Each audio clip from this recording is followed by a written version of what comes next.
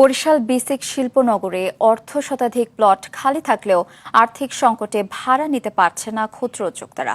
এককভাবে প্লট ভাড়া নেওয়ার সক্ষমতা না থাকায় ছোট ছোট শেড করে ভাড়া দেওয়ার দাবি জানিয়েছেন তারা।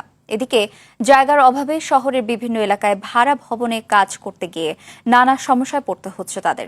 বরিশাল সংবাদদাতার পাঠানো তথ্যচিত্রে আরো জানাচ্ছেন সাকিব আল হাসান। একদিকে বরিশাল বিসিক শিল্পনগরে খালি পড়ে আছে প্লট, অন্যদিকে জায়গা সংকটে স্থানীয় ক্ষুদ্র উদ্যোক্তারা। বর্তমানে বিসিকের 470টি প্লটের মধ্যে খালি পড়ে আছে প্রায় 93টি। ক্ষুদ্র উদ্যোক্তাদের পক্ষে এসব প্লট এককভাবে নেয়ার আর্থিক সক্ষমতা না থাকায় শহরের বিভিন্ন এলাকায় ভাড়া বাসায় উৎপাদন কার্যক্রম চালাচ্ছেন তারা। আবাসিক এলাকায় উৎপাদন করতে গিয়ে নানা বাধার মুখে পড়ছেন অনেকে। বিসিকের ফাঁকা প্লটগুলো ছোট ছোট শেড করে ভাড়ায় দিলে লাভবান হবেন তারা। সরকারের কাছে অনুরোধ করছি, আবারও করছি যে ক্ষুদ্র উদ্যোক্তাদের যদি শেড নির্মাণ করে আমাদেরকে ভাড়া দেওয়া হয় কম মূল্যে, তাহলে আমরা খেয়ে দিয়ে একটু বাঁচতে পারি।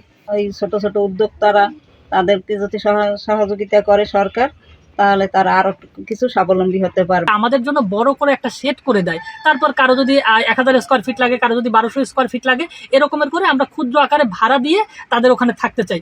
কেন্দ্রীয় দপ্তর থেকে অনুমোদন ও বরাদ্দ পেলে শেড নির্মাণ করা হবে বলছেন এই কর্মকর্তা। বিসিক কর্তৃপক্ষ বিসিক প্লট বরাদ্দ নীতিমালাতে এটা ইনক্লুড করেছে যে শেড তৈরি করে ভাড়া দেওয়ার বিষয়টি।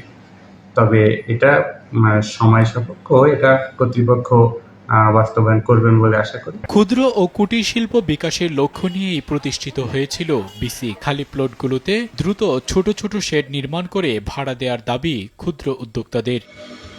সাকিব আল হাসান, RTV।